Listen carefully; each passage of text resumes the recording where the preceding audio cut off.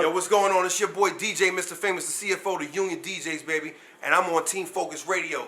What's your boy so focused? You heard me? Yeah! It's the Union, baby. It's the Union.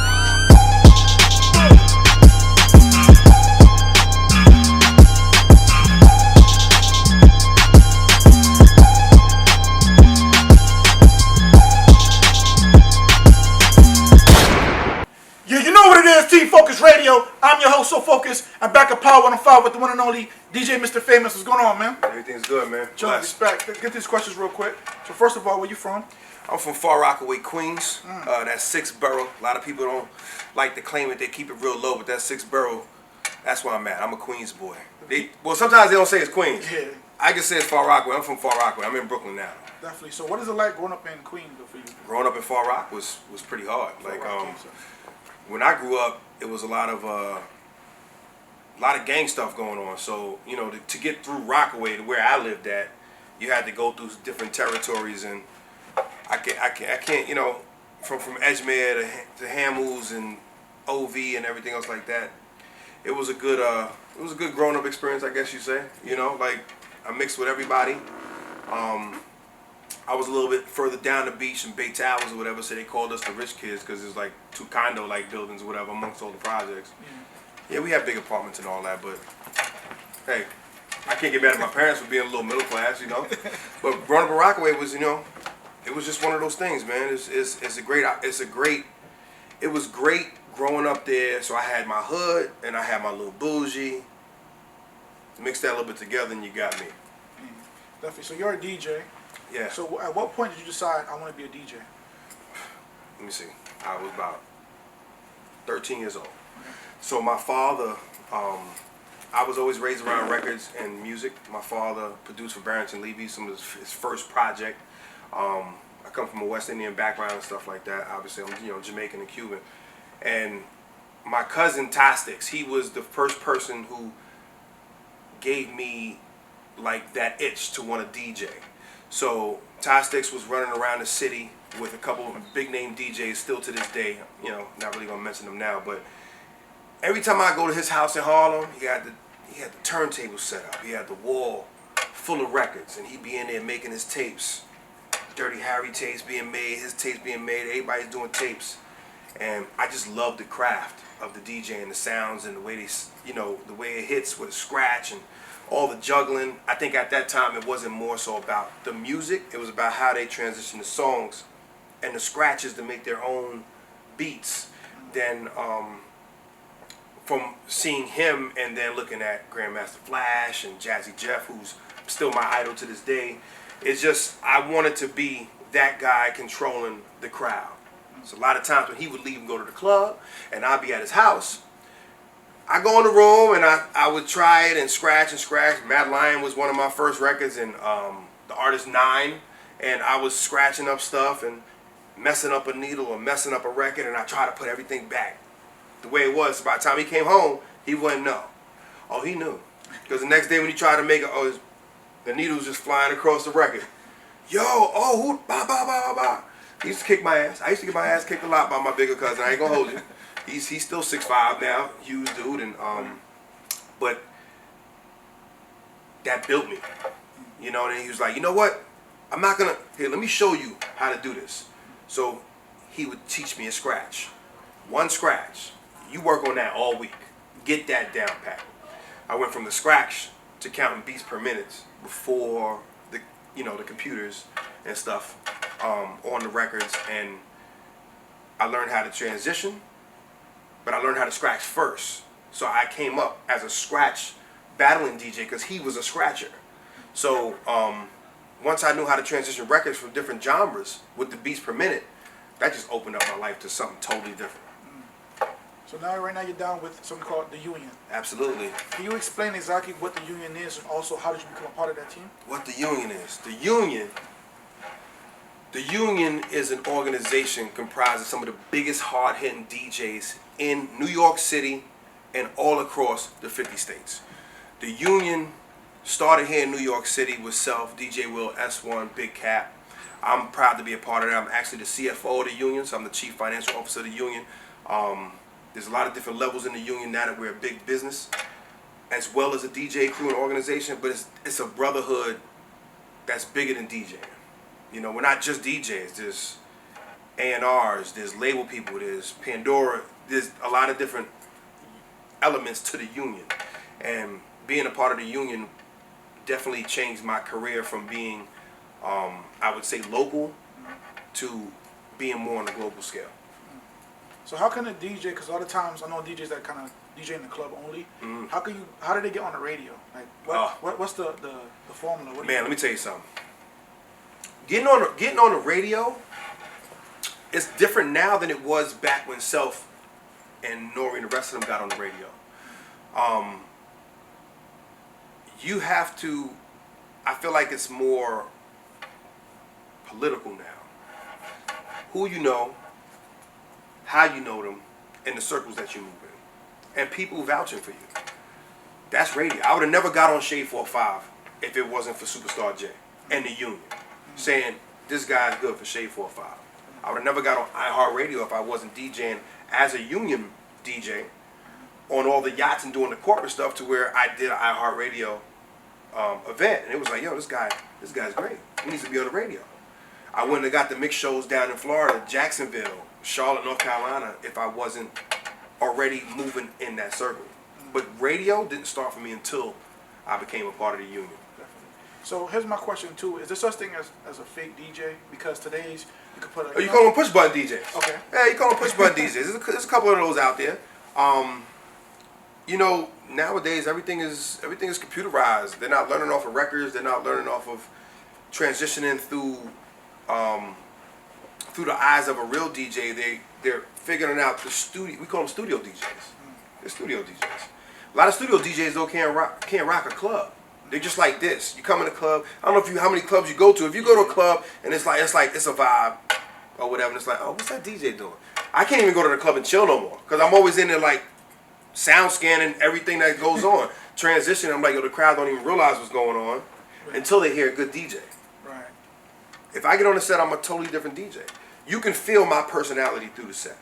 You know what I'm saying? So anybody that meets me for the first time, they're like, oh, his energy is dope. When they hear me play, they're like, yo, this was amazing. Like, you came out to just a regular little shindig. And I guarantee you can, even sitting there having a drink, you can feel this DJ's energy rather than just somebody just playing music. Right. That's what makes a lot of us union DJs different than other DJs. We have a presence. Whether it's on a stage, in a small club, or wherever it's at, you can feel our presence. Period. Those push button DJs don't get a lot of places. I mean, just like the push button female DJs. But there's so many DJs out there right now, right? So what would you say separates you from everybody else? My character. I know how to move through different genres. I know how to play something that you never even thought about playing, or never thought about listening to. You know what I'm saying? So I just think different. I move different musically, and I play for the crowd, not from a playlist.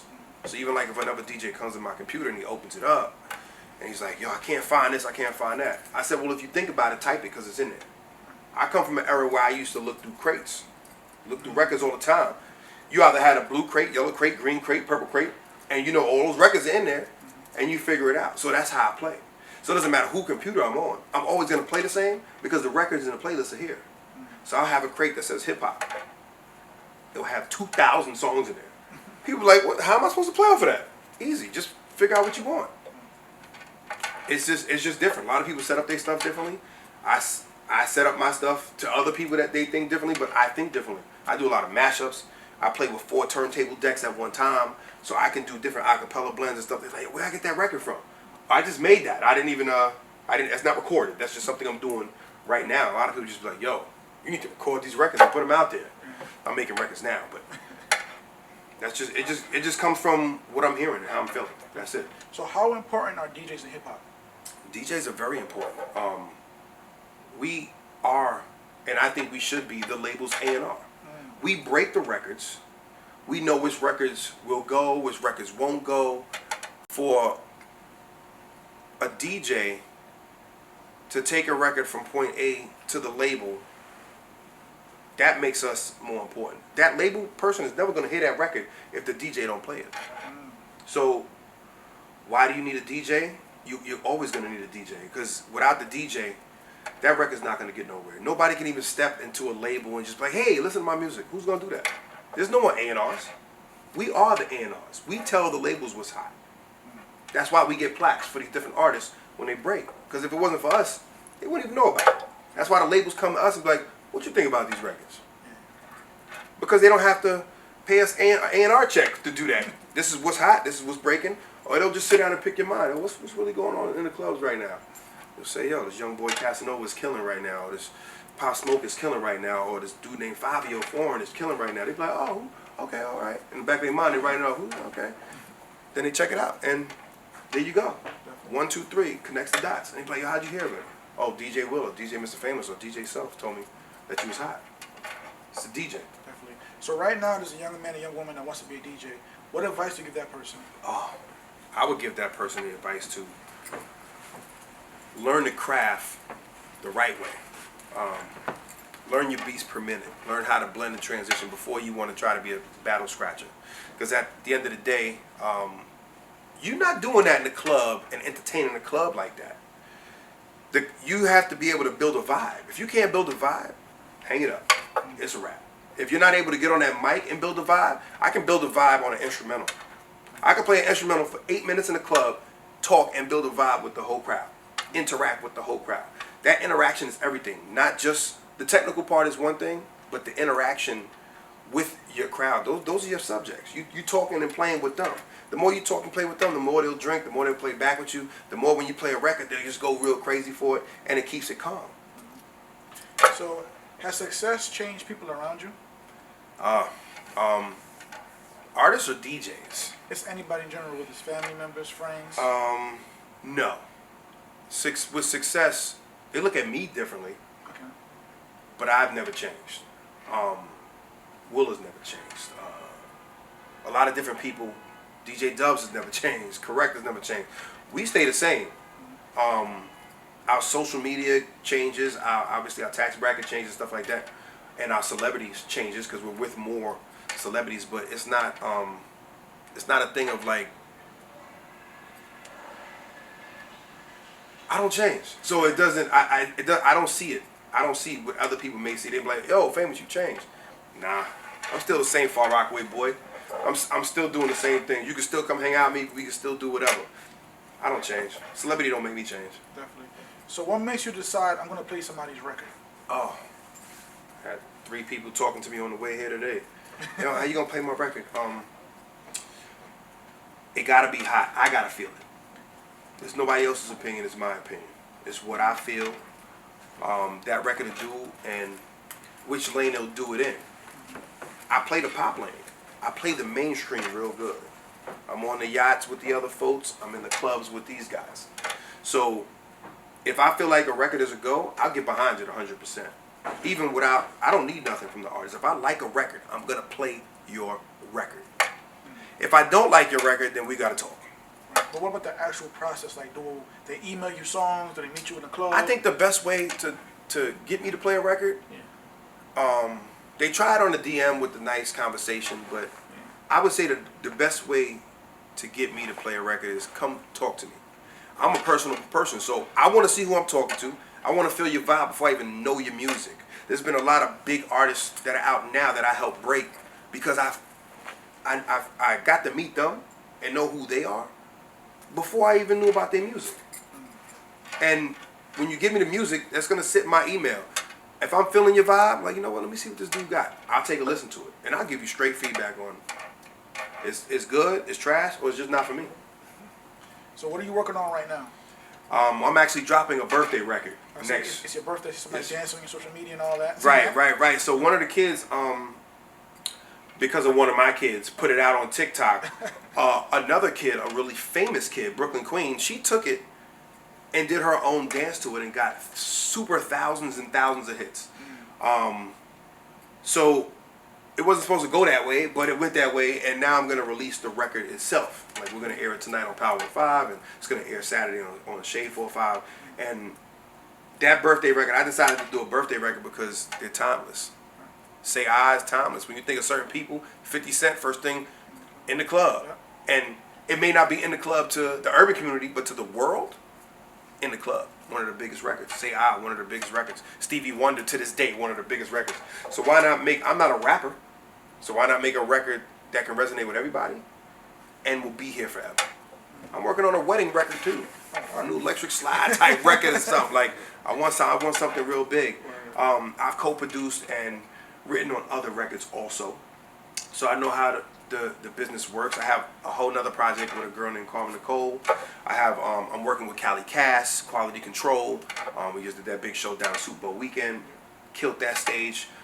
She opened up for Migos and Cardi B. The baby opened for her. It was an amazing time, you know. So I'm coming. I'm coming with some heat. Yeah, I was gonna mention that too.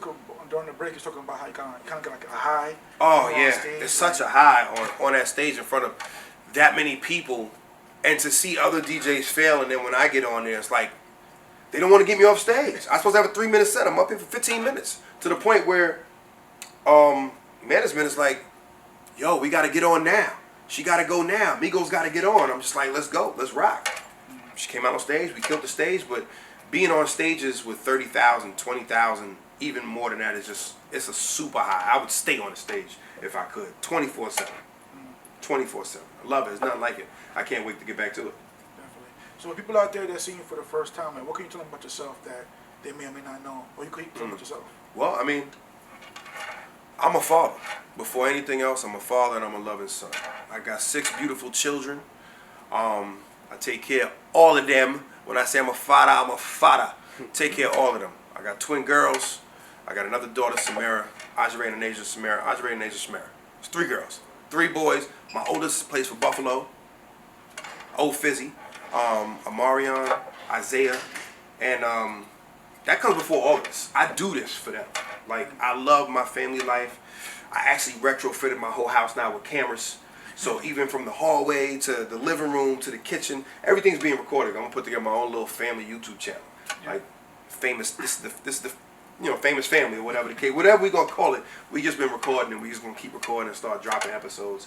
I'm a cool dude. I'm down to earth. I love music. I love turning up. I love my God. I go to church and you know I'm just I'm a family man and I'm a music man. I love this game. I've been doing this for 13 years. I haven't had a 9 to 5 for 13 years. I've been doing this, and I wouldn't give it up. The struggles, I wouldn't give up the hustle for nothing. I've been through a lot. You know what's crazy? So I think it was about 2-3 weeks ago, I believe. So I'm laying down, just watching Love and Hip Hop, and I remember I was supposed to be interviewing you, and I'm like, is that him? Yo, so many people hit me up with the Love and Hip Hop. To the point where 1 or 2 people already hit me and was like, yo, let's see if we could do something next week. I got so many DMs. I was like, well, I wasn't even in it for that long, but I got so many DMs from that. It's just like, yo, I need to be on TV. I've always wanted to be on TV. Put me on TV anytime. You know, that Love and Hip Hop thing was a dope experience. I know a couple of those characters from before Love and Hip Hop, you know, so it's dope to see everything and be behind the scenes and actually be in it, you know. Love and Hip Hop's dope though. Y'all need DJ Mr. Famous Love and Hip Hop New York. Trust me. I got a crazy baby moms. I got a beautiful girlfriend. I got a great family. I mean, why not? Definitely. So how can people out there get in contact with you on social media? Social media, everything. DJ Mr. Famous NYC. DJ Mr. Famous NYC. Even if you just Google DJ Mr. Famous, you'll see this beautiful face all over your Google, man. You can hit me up for bookings or whatever, 646-389-0079. Or, you know, info@djmrfamous.com. Go to the website, djmrfamous.com. And, you know, talk to me. I'm here. I'm here to be talked to, you know. It's something that you don't know about me. Maybe a couple people know about me. 2006. Okay. This is when I came back from Florida. I was in Florida. I did stuff on X1023. I helped T-Pain break the I'm Sprung record. I was running the clubs crazy with the Pitbull record, the Thoma. This is back in 2003, 2004. 2006, I come back to New York, and I'm outside with some people that I can't really mention on camera, and they tried to kill him. Shout out to Club, super major artist to this day. I got hit. I lost my kidney. I lost my gallbladder. My liver was repaired. My heart stopped twice, right in front of the club. Me and 4 other people, but I got hit in the chest, one through the leg. I still got a bullet in my back.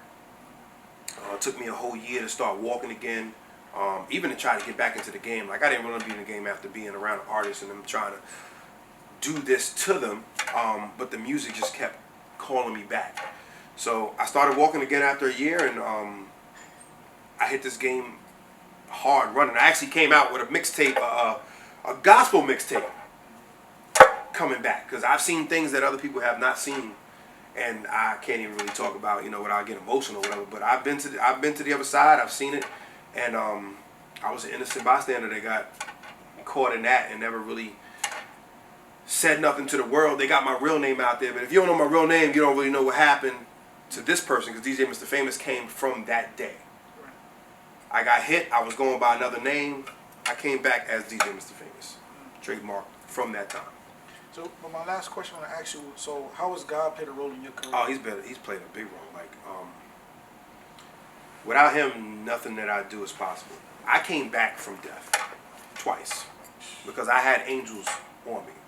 You understand what I'm saying? Like, coming back from something like that and being as healthy as I am now and able to walk, I'm in the gym, I'm doing all this stuff, and it just goes to show you without God in your life. I believed in God from before. I was a choir boy. I was, so without God, I wouldn't got through a lot of that.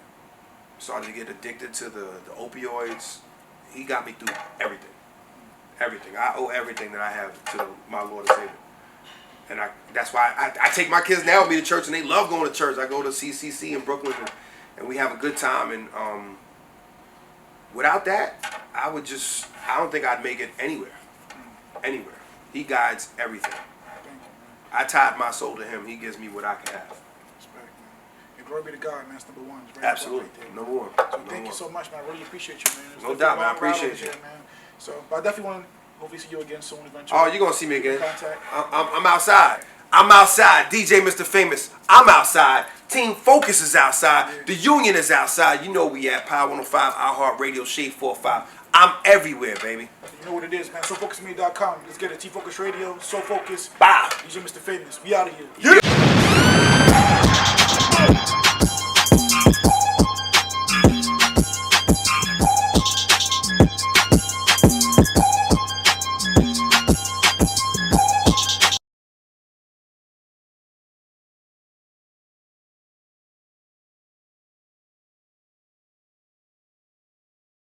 So focused, I respect you. We are outside right now. Little rain coming down and he's still working. This is the first time I'm saying this. Nobody knows this. Nobody knows this. Oh, that's a good question. Shout out to So Focus in the building. K-Slate Drama King in the building. This is your super awesome friend Puma. What's up, everybody? It's your girl Phoebe. I'm Who Kid, man. You watching Team Focus Radio. Team Focus Radio. You are now tuned in to Team Focus Radio. You watching Team Focus Radio. You're watching Team Focus Radio with So Focus. We're so focused. We're so focused.